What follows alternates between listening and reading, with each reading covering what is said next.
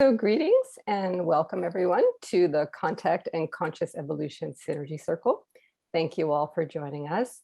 For those of you that are here for the first time, the purpose of this Synergy Circle is to support the acceleration of conscious evolution of humanity and beyond, and the expansion of human awareness through increasing our individual and collective readiness for overt ongoing contact with other intelligences in our cosmic family. And today our special beloved guests are doctors JJ and Desiree Hurtak, who are social scientists, futurists, and authors of numerous amazing books, which I saw recently when I was at their program last week. And they're also founders of the Academy for Future Science. And we also have with us today Alan Steinfeld, host and producer of New Realities, and author of the recently published book, Making Contact, Preparing for New Realities of Extraterrestrial, there he has it, Existence, which the Hurtaks have written a fantastic chapter for. We are also so grateful for their dedicated leadership with the Contact and Conscious Evolution Synergy Circle. We also have Jean and John here that have also been taking leadership, and Susan and Anna Luz, Jude, Jeff, and some others. So thank you very much for your leadership. Our presenters will be speaking about and leading our group discussion on shaping the new narrative of unknown realities and how integrating contact with other beings can contribute to the evolutionary consciousness of humanity. And we know that one of the keys to making that happen is for humanity to let go of all preconceptions and move into new realities of what is possible. So today will be about exploring the possible. So now I'd like to turn it over to the amazing doctors JJ and Desiree Hurtak and the fabulous Alan Steinfeld. All right, I'll start off because I helped to inspire this circle. I'm so glad that the ranks are growing here because this is really a time of transformation. It is a time of opening up our minds to other realities. And when the title of this talk today said the new narrative, it's up to us as separate from government forces, separate from people in charge, separate from the media, come forward and say what our personal experience is. How are these beings coming here and impacting us? And what is the medium of exchange? And some of the things I've come up with in my book and in this talk is a vibrational shift. I always use the example, if you're talking to your dog, you're not going to bark at them. We need to talk at the level of a higher consciousness. So we need to realize that we are multidimensional. There's more to consciousness than we've been told. So that's one aspect of this phenomenon. I'll just refer to JJ, who's one of the founders of the movement. Him and JJ and Elizabeth Satoris were there at the first UFO conference. So disclosure. And JJ, you want to jump in and also reference your book, The Keys of Enoch, and then Desiree. Well, many of you know us as social scientists. I've authored more than 5 books on the subject of the new paradigm change.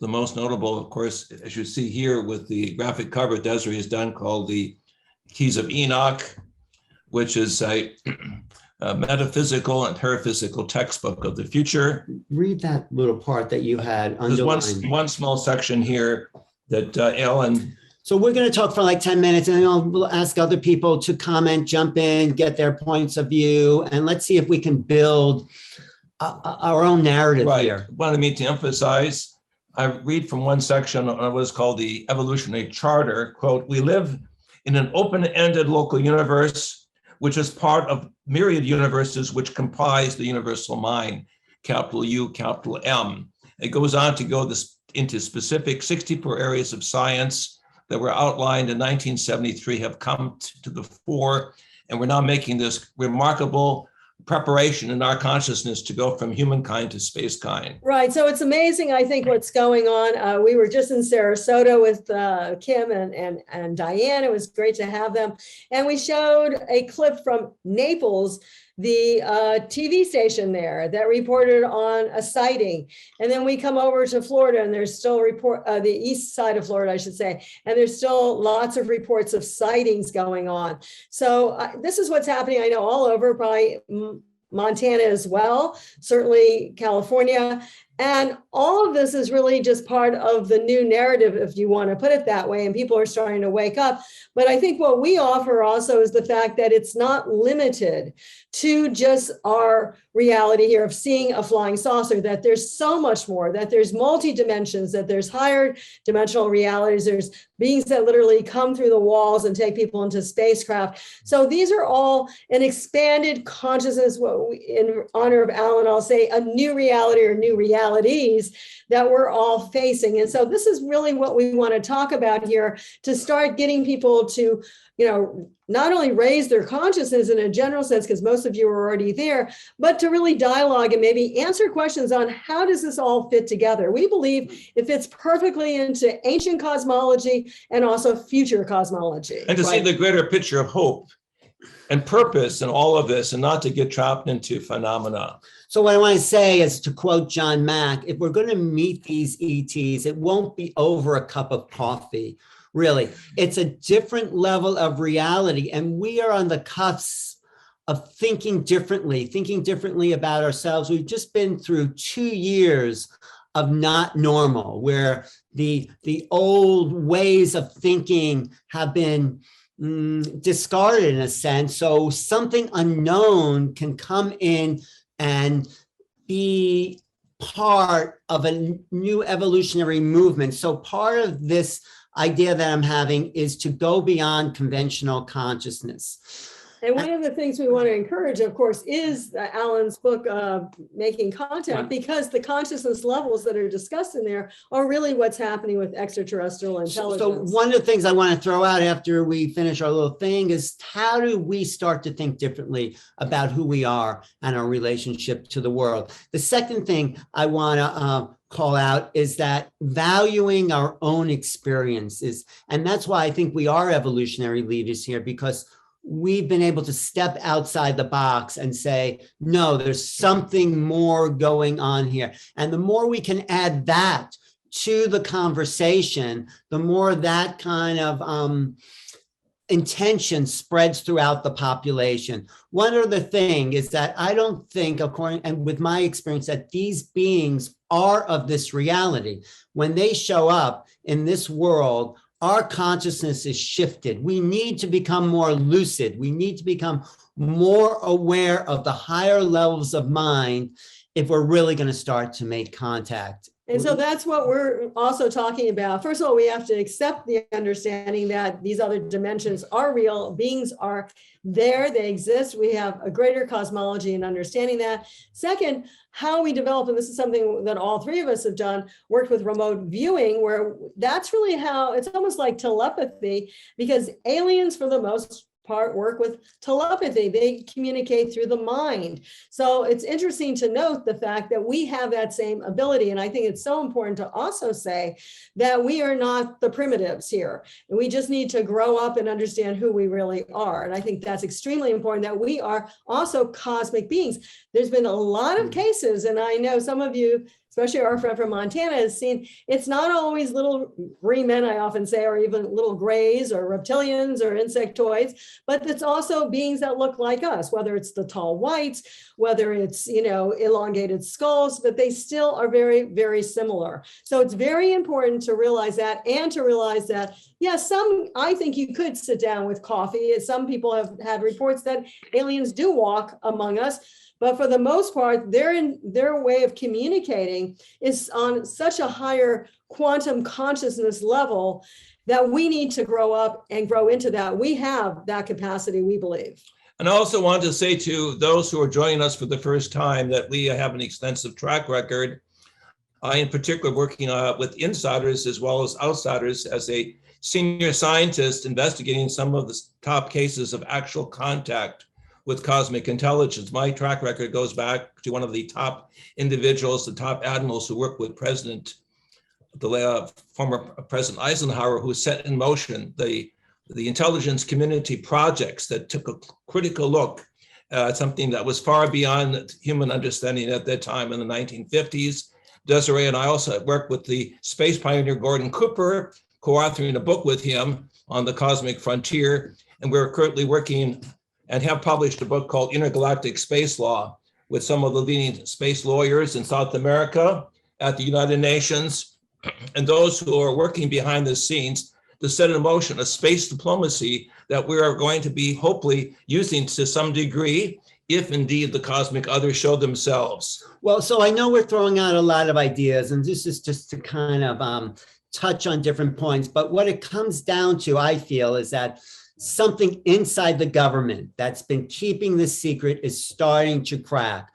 First of all, there's more sightings in the sky. That's worldwide. Not only from us, but also from the Navy. Right. And also around the world. You talk to people in China, Russia, Australia, South America. Something's happening and it's not being reported. And the other thing is people inside the government are coming forward. Luis Elizondo is one of the major players. And there was just a book out called Skinwalkers at the Pentagon. So something's cracking. And the third thing is nobody really knows what's going on. No one has the whole picture.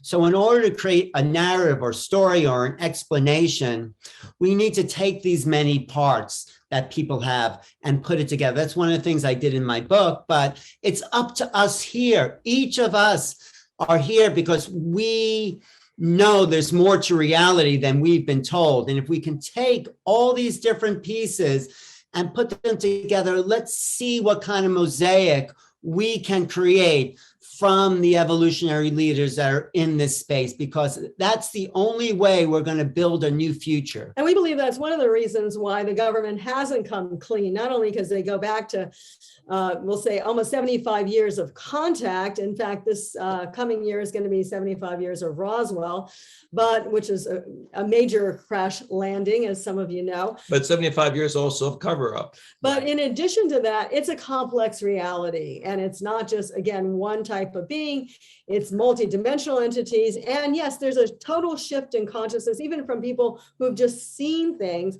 and let alone those who have seen higher levels of intelligence. And we talk about the extra celestials. This is something that Mark Sims has talked about. He had contact with what he called a celestial, not even knowing that we use that term.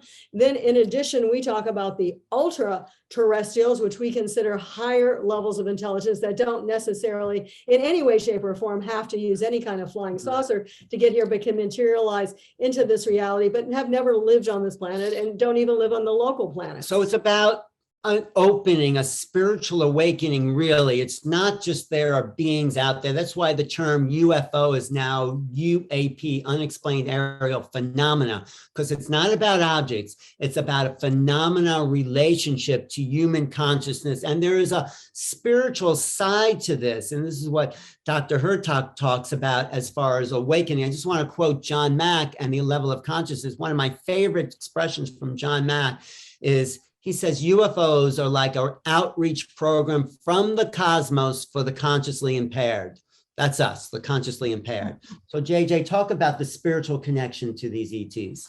Well, the spiritual side of the story has been somewhat left in the background because modern scientific wisdom and thinking does not really look at the frontiers of evolution as being connected with a spiritual command or spiritual source. However, in my studies behind the scenes with those in the Brazilian government, with others throughout the world, in South Africa, with contact experiences, clearly there is a spiritual message that's being told to the human race, that we are to understand that we are multidimensional beings that are both physical as well as spiritual.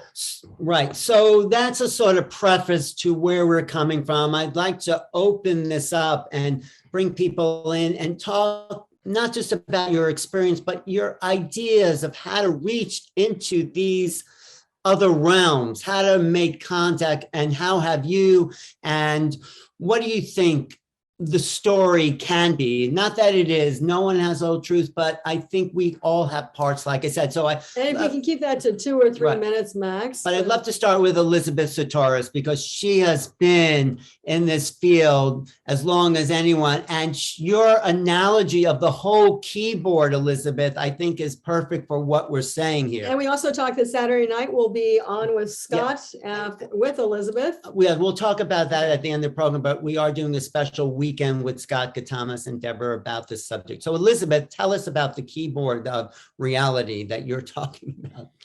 Okay, aloha everyone from Honolulu. The keyboard model I use is just because there are so many sciences in the world, but they all seem to agree somehow fundamentally that the universe is made of vibrations. So a keyboard can represent a series of vibrations from high to low, fast, slow. So when you look at the keyboard, the way the Taoists identified the universe as being made of matter, energy, and spirit, think of the low keys as the dense vibrations of matter, and then go up to electromagnetic energy and on into spirit, mind, consciousness, those dematerialized. In other words, when you go up the keyboard from the matter end, things get less and less material. Whereas if you start at the other end of the keyboard, as the Eastern sciences did in the field of cosmic consciousness, same universe, but you come down the keyboard, slowing the vibrations rather than speeding them up. So when you see things that way, it helps to explain things like UFOs that you see in the sky and suddenly they're not there anymore. What happened? Where'd they go, right?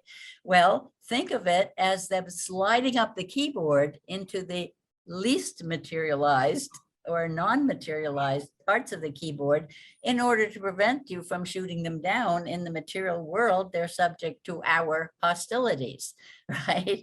I know of no alien, other extraterrestrial beings that have been hostile to us. I suppose that there are some Star Wars going on, but I kind of figure that those who made those wars got over them long ago if they survived. So it's our turn to join this galactic family and to, the people who have learned to drive, say, spaceships, I've met a couple of them, they all talk about how the mind has to be connected with the physical ship in order to steer it. And Nassim Haramein, one of my friends who got taken out and taught that, when he told me his terror of suddenly being the whole ship when they joined his mind to the ship. And so he was kind of upset, and they calmed him down in order to show him he could now steer with his mind. And I laughed and said, is that why we see UFOs going every which way in the sky? Is that another human kid learning how to fly one? Anyway, enough said.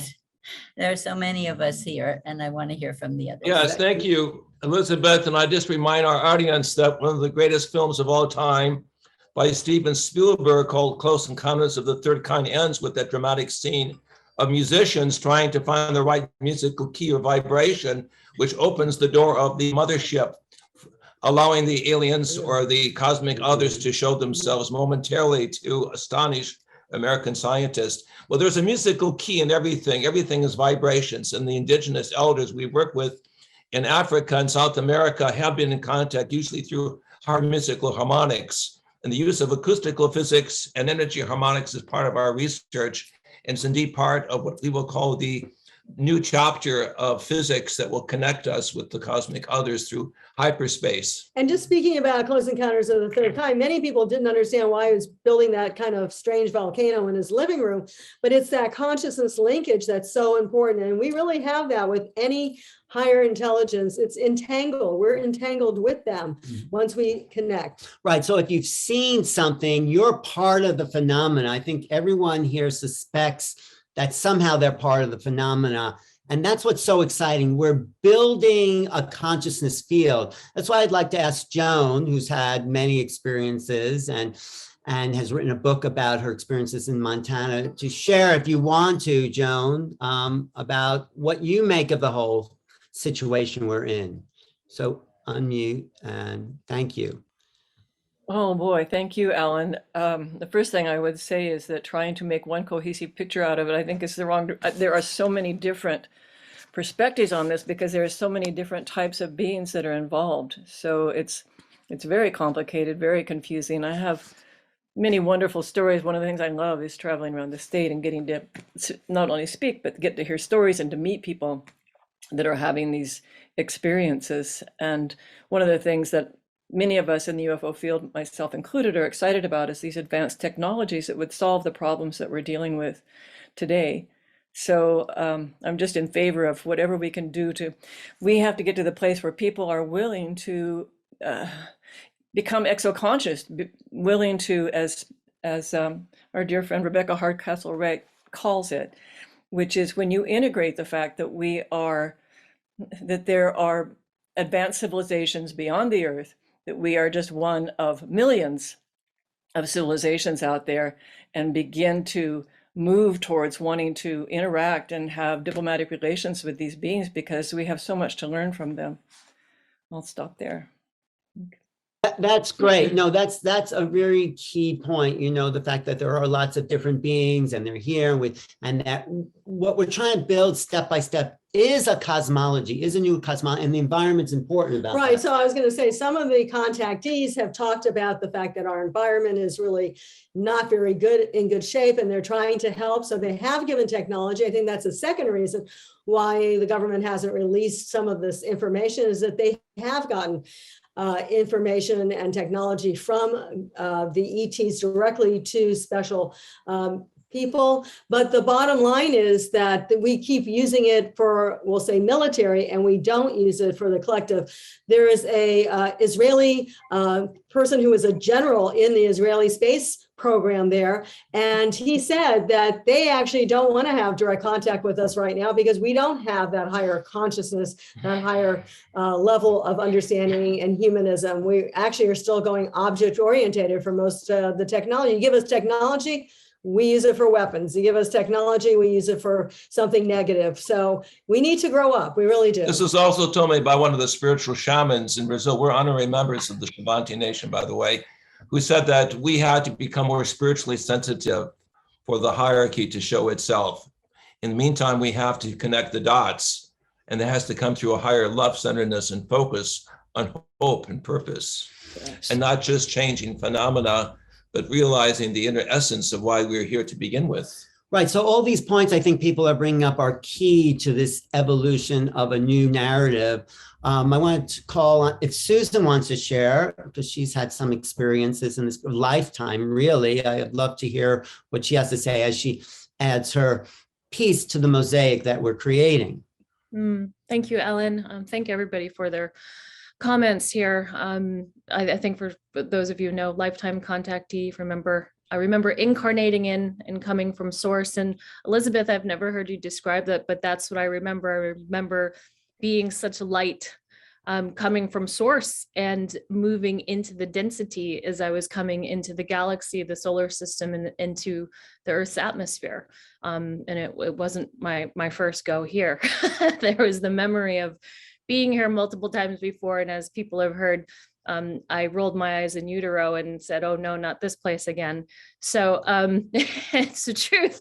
And so this time period, maybe just to say this, there's a lot of us, I believe, that have these different ways of knowing that we're connected to on these subtle realms, but also, in our day-to-day life experiences. I can clearly say that my life has always been a co-creation with the Creator and these beings. And also, just to give a little mention of something, when we talk about the military, we talk about the government.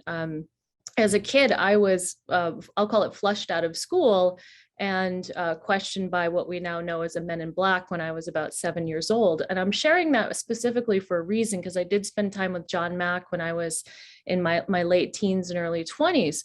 And, there's a way to go about asking a child in regards to what they're connected to that's appropriate, proper, respectful, humane, and honors life force. And there's a way to do it where you're just trying to garner information. So, I feel like we still have a tremendous amount of gaps as it relates to the military, the government, what their capacities are. And perhaps there's people that need to be acting as bridges here to help them to understand, because, what is their job primarily? It's defense, right? So that operates on a whole different level.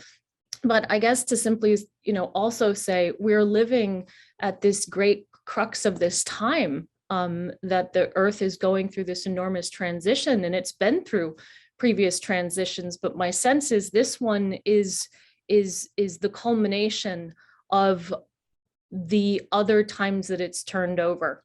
And this is the time when we learn from these experiences and these lifetimes that we've had, where we're working to clear up our karma collectively from these different lifetimes. So communication, one-on-one, contact with each other, exploration, these real heart-centered conversations, not so much about the information, but these heart-centered conversations is something that I think is really critical as we work to move forward. There's so much to say, but thank you for giving me a couple minutes to do so.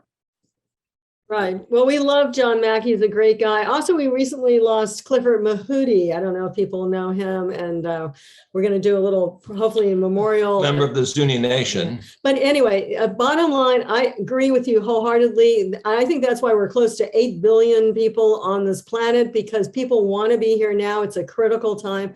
Dr. Hurtak was told in the Keys of Enoch that 64 areas of science are being given to us so we can take this quantum leap forward.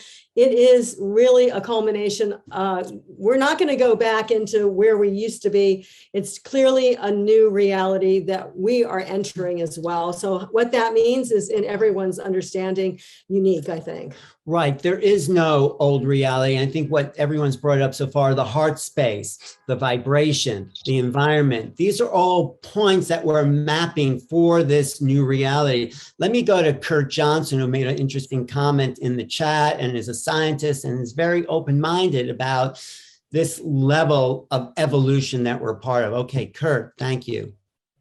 Yeah, well, I'm going to keep this really brief because I'll just wait until Mindahi's book comes out, because I also haven't seen how they've edited that.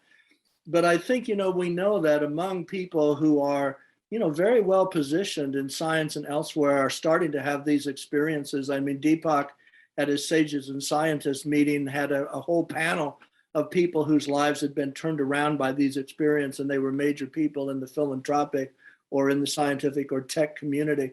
So I think, that, like Alan said, people are feeling freer now, especially in the light of even fearing marginalization, to actually start getting those stories out. So the account that I decided to make, I think has some power, because it's 5 interconnected instances that involved other people that are well positioned and involved clairvoyant information that was given from those off-planet folk, which then became undeniably empirically true to all of the people involved. So for us, it was undeniable in the empirical reality. And I think that's also what's happened with the Pentagon and Navy data sets. As Michio Kaku said, since those data sets have come out, the burden of proof is actually to prove that these folk are not from somewhere else. Not that they are from somewhere else, but that they're not. So it's an exciting time. So thanks so much for this circle.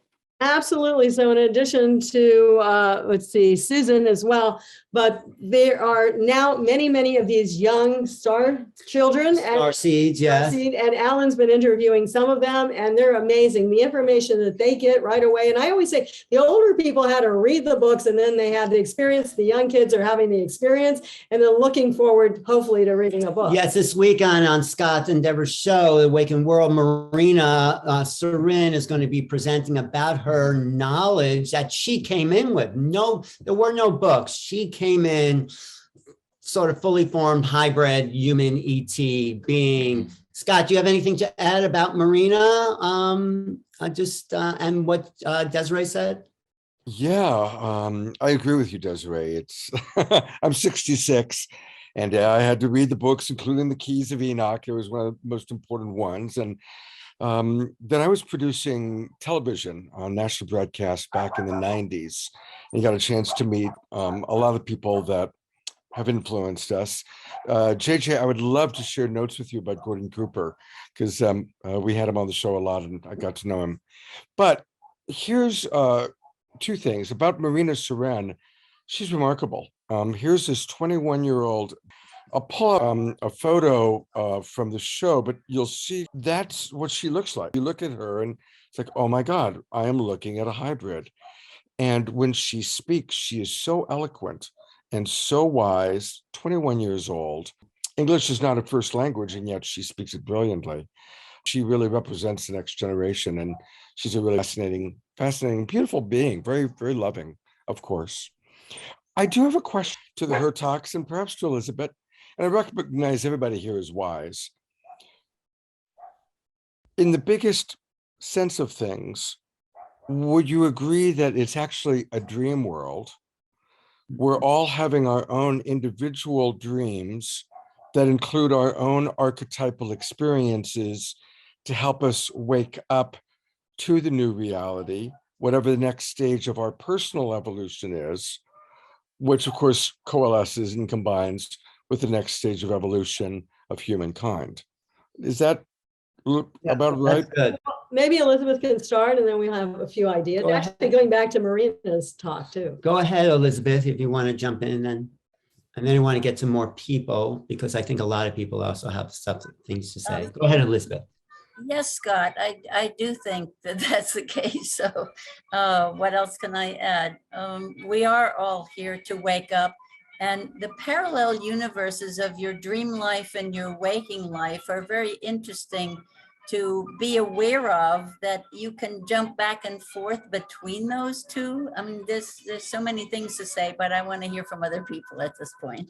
Okay, well, Well, there's a popular Japanese story often used by Professor Fitzstall at UC Berkeley of the Japanese Zen scholar who's dreaming, and in the dream, he was dreaming a dream within a dream. And the bottom line is he realizes that life is a configuration of dreams and inspirational sequences. Right. But I also want to add what I think Marina was also saying in one of her talks, and I'm not sure which one in particular, but it reminds me of Elizabeth's keyboard, right? So the being, say, can be in this reality, the being can be in the higher reality, just needs to shift the keyboard. And she's saying, and other people, also other star children are saying that, or that, basically we're here, it's physical, we can get as much information in our dream state, that's a reality, we can get as much information in our fifth dimensional state or our eighth dimensional state. We work with Elizabeth Rauscher, who talked about all of remote viewing is happening in the eighth dimension, none of it is happening in this reality. And that's how we can know past, present, and future. And this has been scientifically worked out in great detail. We had to declassify these documents.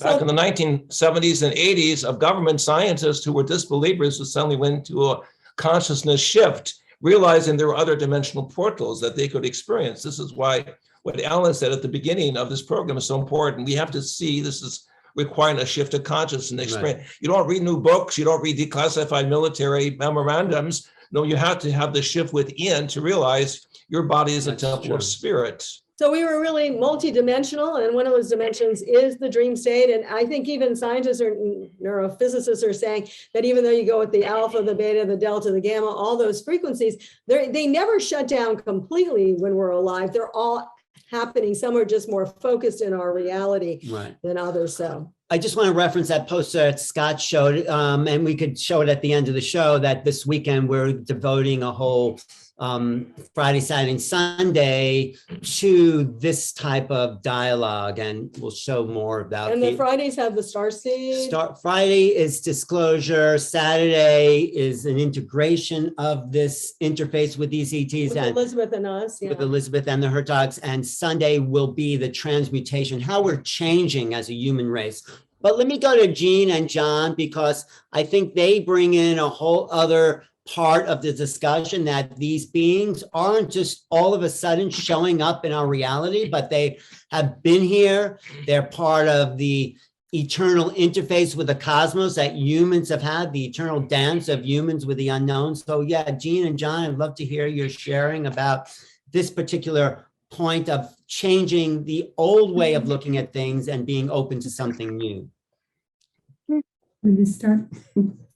Thank you, Alan, and JJ and Desiree and everyone else. There isn't anything that hasn't been said here that John and I both don't totally resonate with, because we do, because we spend a lot of our time working with sound, definitely coming from reality that everything is vibration, everything is sound. And so how is it that we do raise our own vibration to the point to where we can see what has always been here, or those beings that have been here for generations, that we may have been interacting with at an unconscious level, many of us. But our work has been in creating an environment where the vibrational field of each one of us personally gets raised to a point where we then can see what we couldn't see before. We can interact with those advanced beings, I guess is one way to describe it. Spiritual beings is another way to describe this, because these are beings that are moving at such a high frequency that in order for those of us that are in the third dimensional space, made up of material, dense material, as you might describe it, Elizabeth, as it was on the lower spectrum of the scale. So what we've been doing is creating an environment so people can begin to see, this isn't new. This is not new. It is about remembering what has actually always been there, remembering who each of us is, that there is no separation, that the frequency of what we are now and the frequency of what those advanced beings are right now, it's all interconnected. We're all on the same keyboard. It's a strange way to describe it, but it's true. So how have we done this is and many of you have heard us say this before, is keep working on yourself. Keep working on yourself. It's one thing to be aware of what's going on or what you might perceive is out there, but the key is keep working on yourself. Keep clearing what we in Native American terms call clearing the hollow bone. Keep clearing the hollow bone and keep your love glasses on. Keep, in no matter what your circumstances are, keep seeing through the eyes of love. And in doing it, doesn't make any difference what the language is. Just keep seeing through the eyes of love. Keep clearing yourselves. And what begins to happen is your own vibrational field begins to shift. This is not a thinking process. This is a heart process.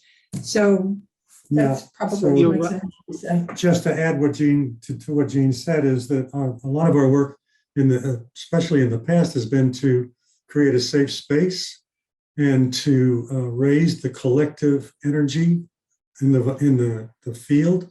And when we can get to a certain point, then the veil lifts, and it's common to see these advanced beings and ultra-terrestrials and have experiences or visions or whatever. The other thing I will say is that extraterrestrials, ultra-terrestrials, near-death experiences, shamanic experiences, mystical reveries, religious ecstasy, they're all related in a way because it all has to do with vibration.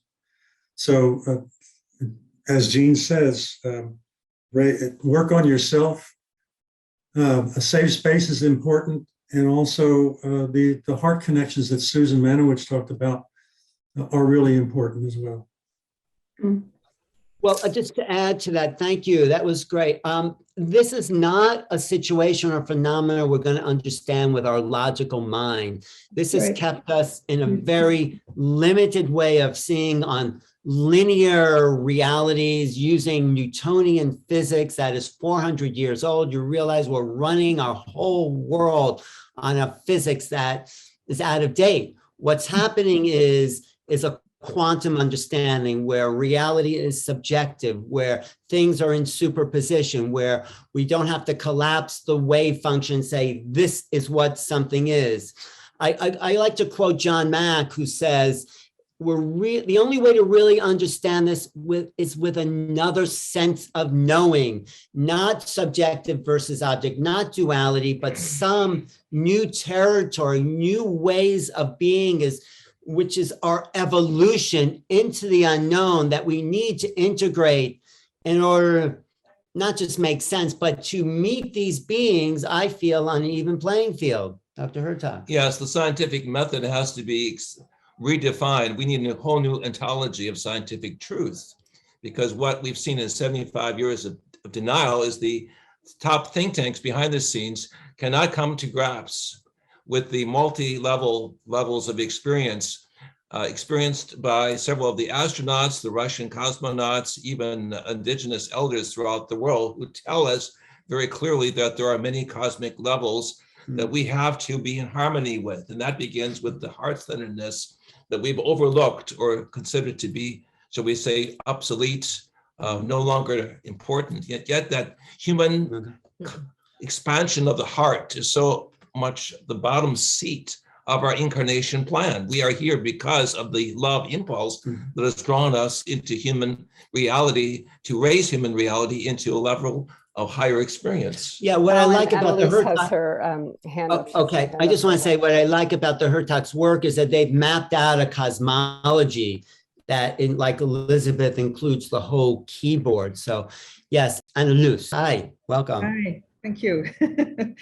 Well, I'd like to offer a map. It would take me about 1 or 2 minutes to share that. That's okay. Which brings together the new cosmology, science, the quantum physics, everything you just talked about, which is an integration also of my own experiences that are similar to all of you.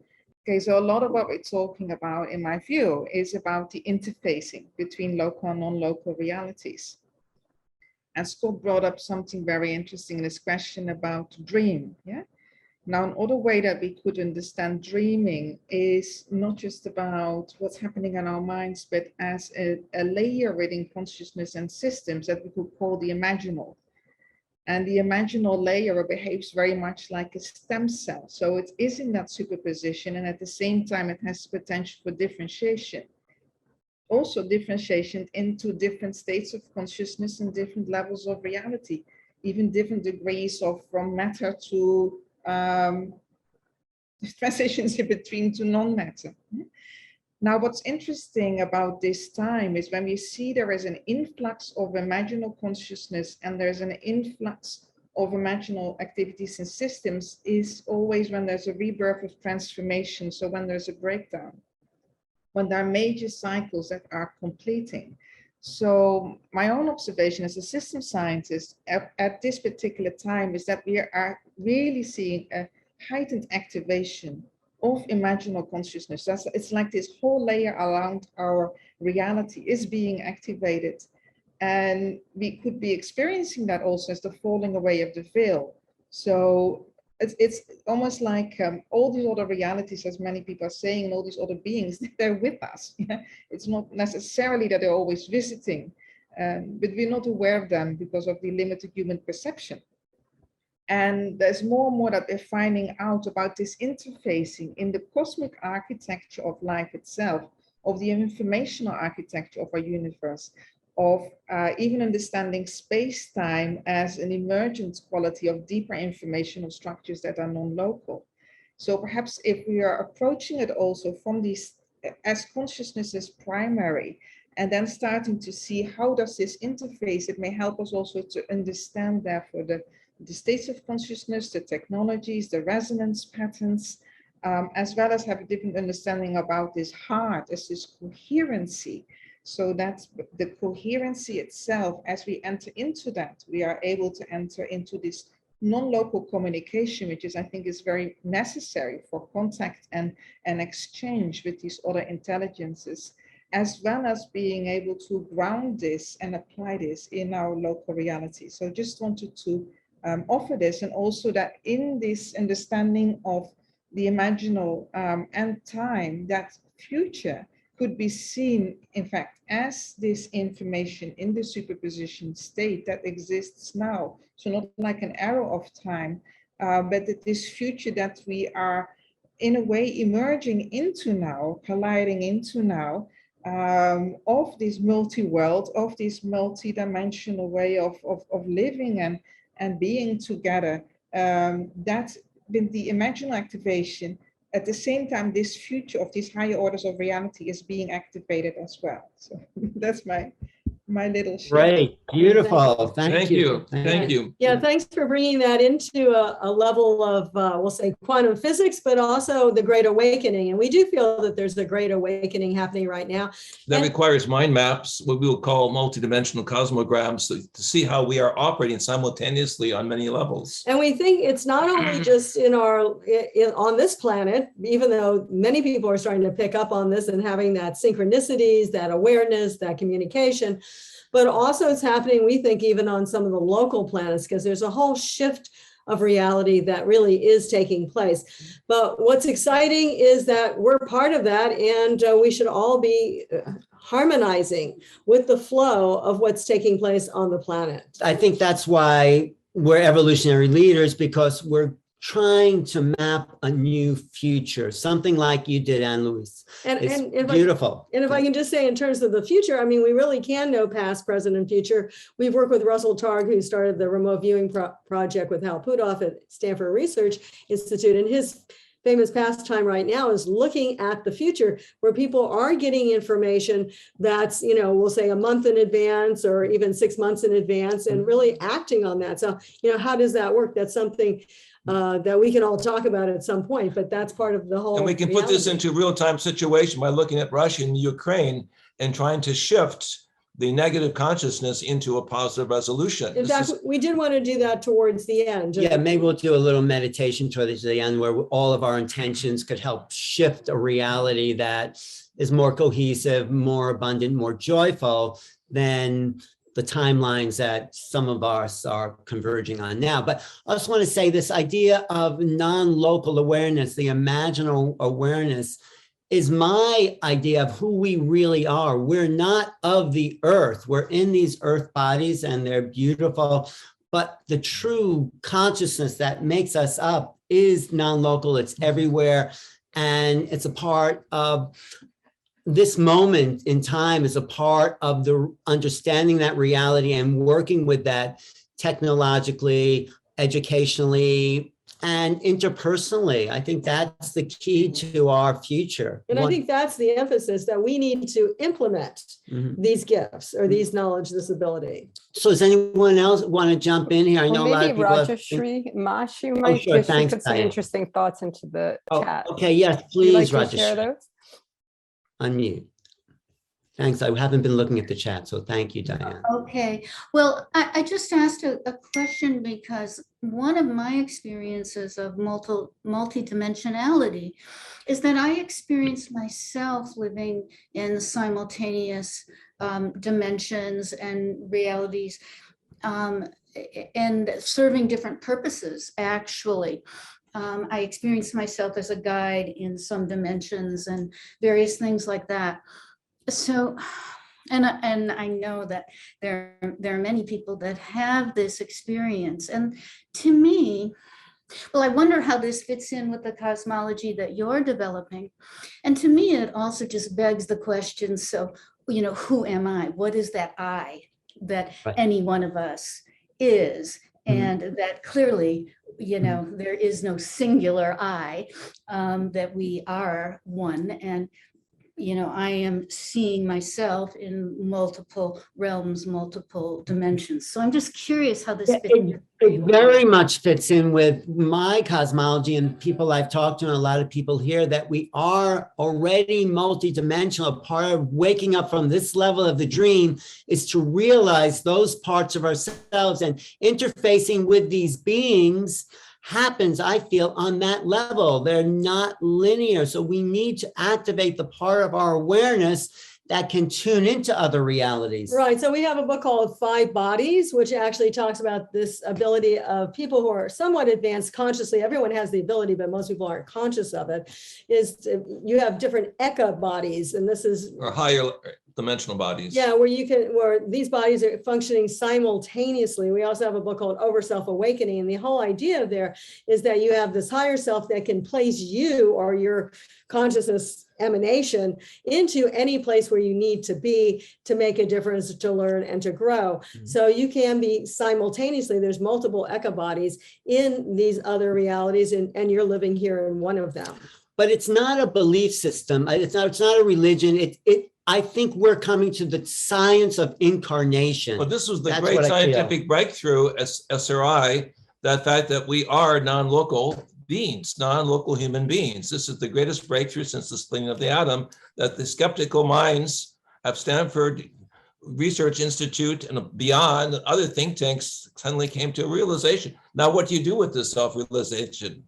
Do you work more with the same old paradigms, or do you work with a massive transformation of human consciousness, which is why we're all in conversation, Right. is to reach out and to share the happiness and joy that we are multidimensional cosmic beings and we are part of a cosmic family. Right. There's a film out by Carol and Cory who teaches children to read blindfolded and teaches remote viewing skills. So this re-education of the multidimensional mind through younger people coming into the planet, so they're remembering people like Marina, will change our world, I think, better than us trying to fix something that's already broken, So what do you Thank say? you, Alan.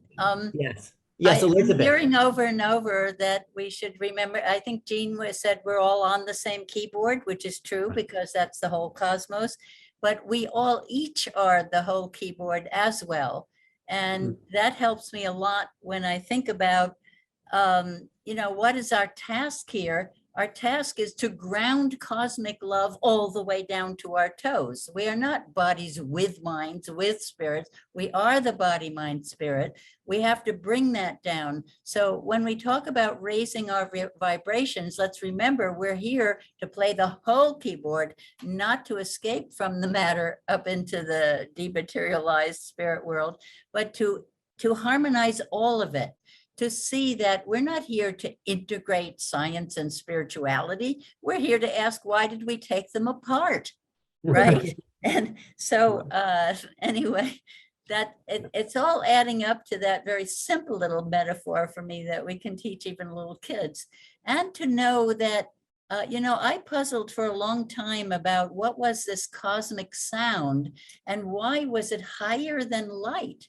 Because I didn't know for a long time the difference between the sound of our physical world that's carried on airwaves and the higher dimensional sound that is even higher than, in the beginning was the word. Many cultures have picked up on this. And I think it's so great that it's coming back. The world is sound. And we're all of it down to our physical toes. The Greek philosophers spoke of the music of the spheres. The astronauts in the Apollo program heard music on the backside of the moon.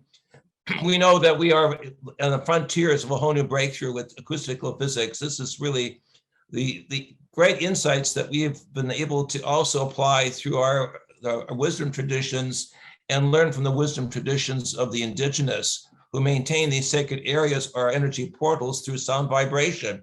And in the future, we'll have an opportunity to share some of the film studies that we have done and the actual manifestations of beings of other dimensional levels in a vibratory form. This might be shocking to some outsiders, but insiders know that we are being visited, we are being prepared for a genetic upgrade, and that will come through the frequencies of raising our consciousness outside the box, beyond the three-dimensional box, into the fifth dimension. But I always like to think of Eben Alexander as another evolutionary leader who, in his near-death experience, at the highest of the levels that he went to, it seemed like he went to about 3 different levels. The highest level, he's heard a sound frequency, and he's always been trying to duplicate that, which is how he got very close to his wife, Karen, because she works also with sound and vibration. And we also do. We have lots of CDs because it takes the mind into that cosmic awareness. It gets you out of the physical body, in some cases, of the limitation and into that consciousness. So I suspect there'll be a global sound vibration increase as things go faster and faster.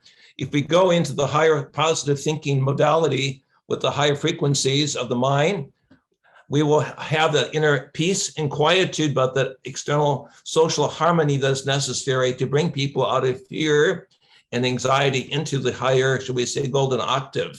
Right. So as we change our frequency, we're changing the morphogenetic field of humanity. This is what connects us all with thoughts. As we input a new frequency into that field, the whole species can evolve, upgrade. And I think this is why we're at such interesting times in our history. We're leaving the old and we're going to the new, but there's no map for the new. This is why the title is Creating a New Narrative, because there's no path through the woods. We know where we came from, but we are hacking our way through the underbrush of the unknown to create a new path for humanity. No That's single how I see mind it. map, but the whole aspect of thinking as an ongoing process. And that's exciting for me, and probably a lot of us, is that it is unknown. You know, I'm just sitting here, just thinking how timely and rich this conversation is,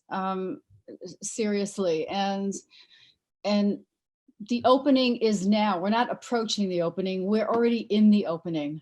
And there are so many people out there that are yearning for this, but yet they don't even know what this is that they're yearning for, but they are yearning for this. And as I'm listening to you, all I keep thinking is, okay, so how do we get the three of you onto either Joe Rogan or Lex Friedman? And I'm very serious, because We'll start with Saturday night to start with. Okay. Well, you know, I always think, you know, a little far ahead, and I mean, their viewership is enormous, and you know, they're open to, you know, this kind of possibility and this kind of conversations. So anyway, that's what I'm thinking. You know, I'm just. I really appreciate your input, but you're right. We want to get this conversation out there, and so many people are plugging in their own way. And we can't fall into the trap where someone says, I know what this is, because truth is being discovered. That's the excitement. So yes, who else wanted to contribute here? Deborah or James, I loved your last contribution. James O.D., do you want to share your insights? Well, so much has been said, but I think of Mozart when he said, "From whence this music comes, I do not know, but I thank the good Lord, it is Mozart." And that sense that we have the apparatus, the equipment to tune in, to ascend. I mean, mystics talk about the beauty of the music. And from that perspective, looking back, there is only compassion for the human condition. It isn't, we're going to punish you. It is, stop punishing yourselves and value what a treasure you have in the universe. So that sense of the end of punishment is part of the new story. Yes. Yeah. Thank you for that. It's beautiful. And I think that's so true. I think that's why there's more and more other levels of intelligence appearing, whether it's extraterrestrial, ultra-terrestrial. They really do have compassion and love. And that's why, actually, Alan, all three of us were together during the 2012 thing. We did the day after 2012. Actually, Deborah was with us, because we knew it wasn't just here today, gone tomorrow. There's a whole vast array of higher intelligence that is here to try to evolve us, to try to help us, to try to direct us. And everyone has their own, we'll say, pathway. I call it emanation back into the source. And that's so important. That's why one size does not fit all, because we're all working on different realities in a certain sense, but we all go back into that higher consciousness reality. And we're all part of this. We think we're separate in these little squares, these little boxes, but we are really one being, one species, one consciousness appearing differently. I'd like to ask if Emmanuel Consul has anything to say, because I've heard you say some beautiful things in your tributes to Irvin Laszlo and lots of things. So do you want to jump in, Emmanuel? Well, thank you very much. Fascinating conversation here. Thanks, many thanks to all three of you and everyone who's contributed. Particularly intrigued here by the discussion of higher frequencies of sound. Indeed, the universe is all based on sound. And I think what is important to remember here is as sound moves in octaves, it is a wave function, and there's a trough of the wave. And there's not a natural flow in the octave through the trough. There needs to be an input to get us through the frequency interval breakdown between the third and fourth notes in the octave. And that extrapolated to our current situation, I really feel, human civilization is in this trough of the octave, and it needs a kind of input shock to make the natural flow rise again and ascend into the highest frequency. So our job right now is to consciously create this input or shock to push us through the interval and reveal the ascendant process on the other side. So we all have this purpose or moral duty here to provide our shock to the system to keep the flow going. And we're all hopefully contributing. Yes, I hope so. It reminds me of the saying by H.G. Wells that the human civilization is a race between evolution and catastrophe. So it's like, what side of that do we want to be on? That was like Barbara Marx, when you get the crisis is where you evolve. Unfortunately. Absolutely, yeah. So let's hope we're on the side of evolution here. But we have to make a conscious effort to do so. It doesn't come naturally, is what I'm trying to say, is one has to put themselves in that mode and kind of make it happen willfully. But we definitely think all the possibilities are available for every single person on this planet to evolve into that higher state of awareness. And it's only a matter of choosing through free will that we want to do it. But it is an effort. It is an effort to get out of the comfort zone, to get out of what we know and break into the unknown. JJ, did you have something? Well, if not, I'll go to Diane, because Diane, you've been following this conversation since the beginning. I'm just curious, what's been said here that's maybe open your mind a little more, kind of put new pieces together, because that's what we're trying to do, is put all these pieces together. So did you? Oh, thank you, Alan. Just want to concur what everybody shared. It's always a mind opening. It's really about the synergy that could be created by the integrated union between ourselves with our cosmic friends that has the great potential to really catalyze the powerful forces of love and co-creation into full manifestation, as we know. And the source that we're all part of is love, the nature of our highest reality. And I always think that love is really that force that renders us all equal, regardless of where we come from or what we look like.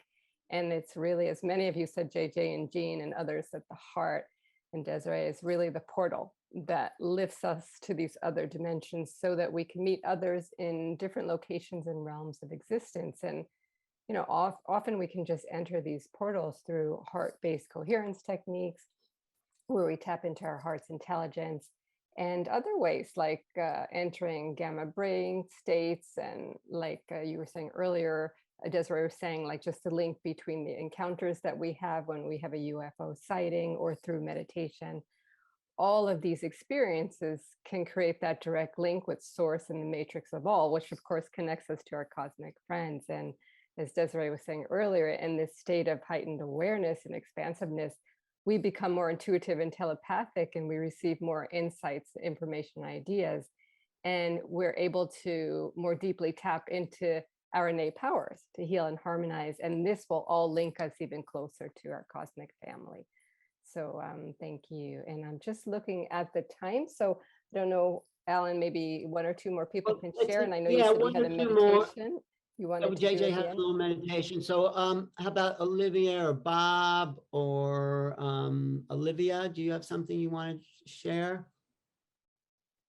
Thank you. Just that it is so beautiful to hear different approaches to saying this one shared truth that we all know. We're experiencing it in different ways, and we express it then through the things we've studied, we've experienced, our culture, our background.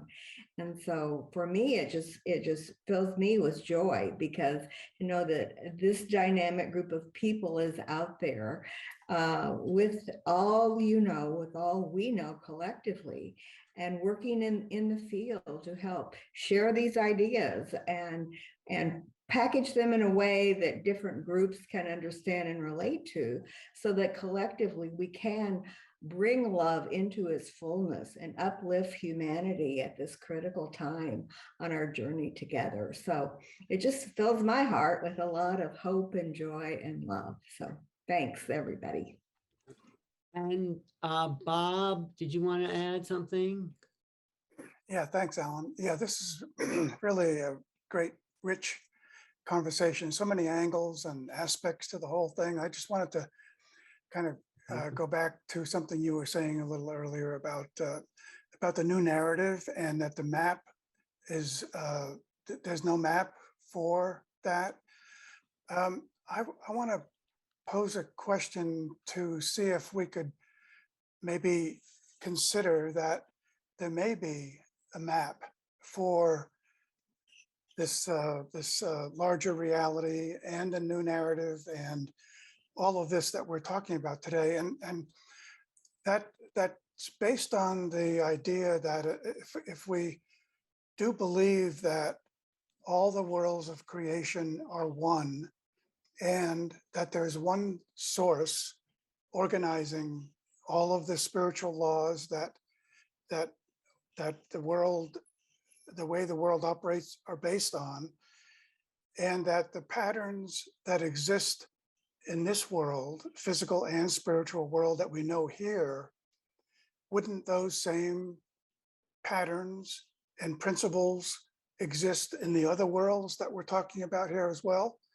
So going back to what Emmanuel was saying about the wave motion, that is part of what I would see as a universal pattern that would have to exist in both this world that we know and the unknown world that we're talking about today.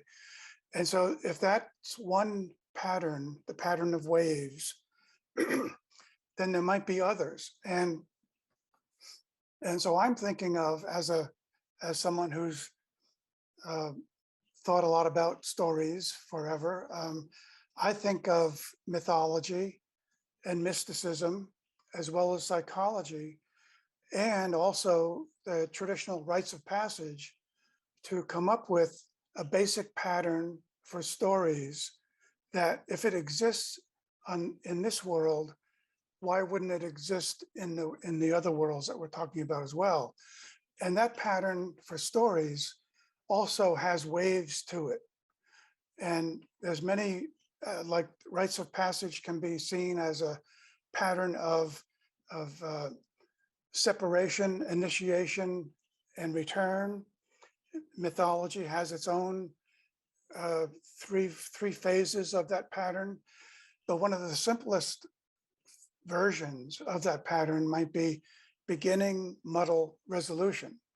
And if all of those versions of that same pattern that are wave-like exist here as spiritual principles or laws here, why wouldn't they exist in the unknown worlds that we're talking about? Exactly. Yeah. No, I get that. Unless there's something totally unknown and different coming into our reality that has no pattern that we can cognitively perceive, but that's just another possibility. Yeah, it's interesting to say that if you're a writer, especially a screenwriter, there's only so many scenarios that people write about, and then they kind of dovetail to each other. I mean, you can change the date, the time, the people, but it's certain scenarios. So in a sense, that's why some people felt we're part of like almost a holographic reality. And it goes in line a little bit with Elizabeth and also Raja So that's amazing. But I also think, we are physical beings here, although we're cosmic beings as well. And that's just the interconnectedness. But we are able to bring in, I believe, any thought form from the higher universe into this reality if we reach and open our minds to that reality. And that's why we want to now close, if we can. Wait. I just want to has her hand up. She's had her hand up. Just a few. Wait, who had the hand up? You said Susan, and then I want to ask Charles if he wants to contribute, and then I want to just finish with Scott. But then we'll do the meditation. So Susan, go ahead. Just really simple. We can talk so much about the higher intelligences, the galactic connection, and that definitely, I can say, if I didn't have that here on this planet, it would be hard for me to function, to be totally honest with you. However, that heart connection, there's so much suffering that is going on in this planet right now. We have high rates of suicides. I don't need to, quote, you can look around and see that, there's a lot of shifting. There's a lot of people that are suffering, and being able to show up to just hear, listen, support without attachment is one of the ways that we can help to open ourselves up and expand our hearts. And it's real basic. It's not complex, but this is the type of stuff that, I know for me, that I'm connected to here, and it's basic and it doesn't cost anything. So I just wanted to say that. Thank you. That's why we want to close with the meditation, because we've got to bring in that light energy that we're all in touch with into this reality to really help save the planet. And we can do it in many ways, and we want to do it as well tonight. Okay, let me just see if Charles, anything you want to add? And then, no, you're good. Okay, Scott, any final words here? And then we can also... Yeah, I just want to invite everybody to this weekend. I mean, look at how dynamic this hour and a half has been. And so we're going to have a full 3 programs, each one going for at least 2 hours. So Friday night, 7:30 till 9:30 p.m. You want to show the poster? Do you want to show the... Yeah, thank you. Thank you. Okay, good. So we're going to continue this discussion in a way this weekend. And that's interesting. It worked out that we're just here today. And the Awakening World is a way that every weekend we tackle a very important topic. On Martin Luther King weekend, we collaborated with many friends. We've worked a lot with a lot of the people that you've seen today, but gosh, I've met so many people just now that I want to have on future shows. And a big thank you to you, Susan, for what you just said about empathy, because that is really, really important.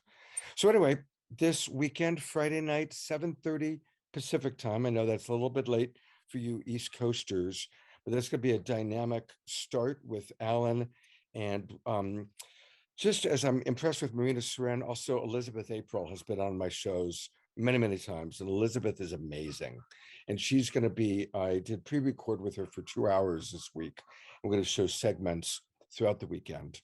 Then on Saturday night, I want to just bring up briefly, we're going to do something very special, which is we want to honor in our early show, Clifford Mahooty, who passed away. Again, Clifford had been on the Saturday Night Live show that Deborah and I did for 90 shows. And we're also, of course, going to acknowledge Thich Nhat Hanh, and a friend of mine who was actually there when he passed in Plum Village is going to be joining us for that. And Alan and Desiree and JJ are going to be really kind of, I think, guiding their memories of Clifford. So come into our early Zoom room show at 5:30 on Saturday for a half-hour tribute. I put into the chat box a little while ago ways that you can come into all of our shows free of charge, including all the Zoom room links. And then back to the weekend. Then after the Clifford Mahooty tribute, we do the Awakening World at 6 p.m. and that'll probably go until at least 9 p.m. And we are going to have questions and answers, and we will have an after show that's really including that. We also have great music, by the way. We do intersperse these amazing presenters with wonderful musicians, including Cornflower and Omashar, who are beautiful. And you'll see a lot of friends, Whitley Strieber, Neil Gar, a lot of Elizabeth Sartorius. Sartorius. And then also the next generation. We really try and mix it up. So you're going to get to meet some of our old favorites and then our new friends. Finally, we conclude on Sunday morning 10 o'clock Pacific time. And that's a Zoom meeting. So it's very interactive like this, where we can see people, cameras on, and we'll be able to really dialogue with all of you. So thank you, everybody, for just being who you all are. Each and every one of you is an incredible imaginal cell in this new butterfly that is the new reality, that is the awakening world that we're all creating together. So thank you. Thank you, Scott. I would see what Scott and Deborah have done is an extension, kind of more of the community that we're already a part of, Diane. So I'm so happy Scott and Deborah are part of this. So now we're going to do a closing meditation. JJ will we lead just have a us. short amount of time, but let us see ourselves as doves of peace. Let us see this beautiful blue-green planet as we focus on the Ukraine. Let us be mindful that the Ukraine had suffered many disasters like Chernobyl in the past. We ask that freedom prevail on earth as it is in the heavens. And we see a beautiful chalice of star geometries being poured out over the border between Russia and the Ukraine, between Belarus and the Ukraine, between all countries of Eastern Europe. We ask for divine intervention take place through these multicolored light forms, moving the clouds, the great clouds of war. We realize we're no longer in the time of Gorbachev, who saw it as it were a global ethic. We're in a time where those in power would like military, shall we say, geopolitics. We ask divine intervention overcome military geopolitics and remove all the chessboard and players of the old paradigms and give forth great light and the resurgence of hope in the hearts and minds of young people on all sides. And so let us see a wall of light on the border between Ukraine and Russia. Let us see the literal anything metal being turned into light energy, peace and love. And let us say Shanti Shalom, which is a group of words together from east to west, because this is someplace in the middle. Shanti Shalom. Shanti Shalom. Shanti Shalom. Shanti Shalom. Shanti Shalom. And we see swords being turned into plowshares, as the great prophet Isaiah saw at the end of the planetary cycle. There will be many conflicts, but these can be changed and healed. We ask for the divine source. Send forth those angels we call messengers of Metatron to bring forth a shower of light and move hearts of stone into hearts of light and So forgiveness. see that light entering your crown chakra from the cosmos, from the places that we're all connected through the crown, through to your heart, and opening your heart out, showering that light on our beautiful globe. That light is love. It is consciousness, it is joy. Just for 1 minute or 1 moment, just see all our hearts opening and showering this beautiful planet Earth. So let us be in silence for a minute and see the brotherhoods and sisterhoods of light in unity. May peace prevail on earth and in the heavens. May peace prevail on earth and in the heavens. May peace prevail on earth and in the heavens. And let us say, may peace prevail in Ukraine. May peace prevail in Ukraine. May peace prevail in Ukraine. May peace prevail in Ukraine. And may peace prevail for all of us as we enter a new time with new beings, infusing us with new possibilities. But thank you, Deborah Moulton, for helping to bring those prayers to the world. Yes. And thank you. And all of you. And be all prepared as we shift from humankind to spacekind. Be that great light that you came to be, that pillar of light, that song of unity, and that heartbeat of unity for all who are the living light in human form. And thank you, Diane, for joining us and being the organizer of here. And the coach. And thank you for an evolutionary conversation. That's why we're here. That's why we're all together, because we're one mind trying to move through the underbrush of the unknown to create something, an awakened world of new realities. Thank you. Thank you. Thank you. Thank you, Drs. JJ and Desiree Hurtak, Alan Steinfeld, and all of you for attending. It was amazing, inspiring.